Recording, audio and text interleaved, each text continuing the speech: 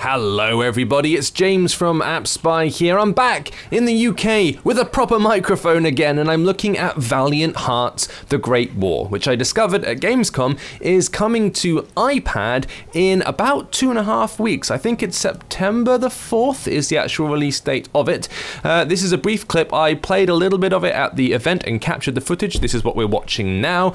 As you can see, in this instance, you're taking control of a young woman who is a medic in the Great War. This is a mini game in which you have to touch areas on a heartbeat at the right time. Here you see her charging through the war-torn environment with her dog, who is able to go places where she can't. So he's dived through the tunnel to collect an item which she can then grab back off of him. It's a port of a console game that was released back in June on the PlayStation and Xbox networks.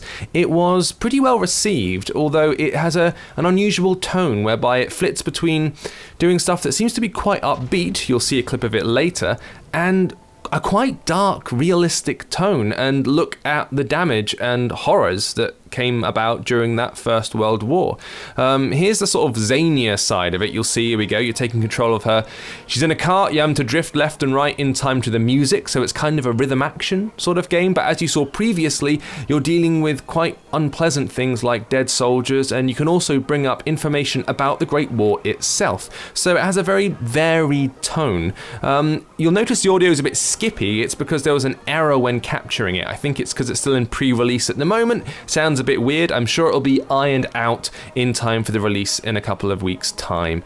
I'm interested to see how it will fare on the App Store. Like I say, it's a beautiful looking game, the same UbiArt engine that powered the Rayman games. You can see the similarity between that hand-drawn look. Very, very gorgeous, but a very, very drastically different tone. The controls are done purely by kind of holding either side of the screen if you want to walk left or right. You'll notice that there aren't any floating joypads or buttons or anything like that, but there are context-sensitive areas. So when the dog comes over to you with an item or an object, a little thought bubble appears above which you can tap on it and therefore grab the item or do whatever you need to do. It looks beautiful. I hope it runs just as well on iPad as it does on the consoles. As you can see, pretty smooth and pretty great looking. We don't have a price as of yet, but as soon as we have any more information, we will let you know. It's Valiant Hearts, it's out soon, and I will catch you later. This has been James with AppSpy.com. We review, you decide.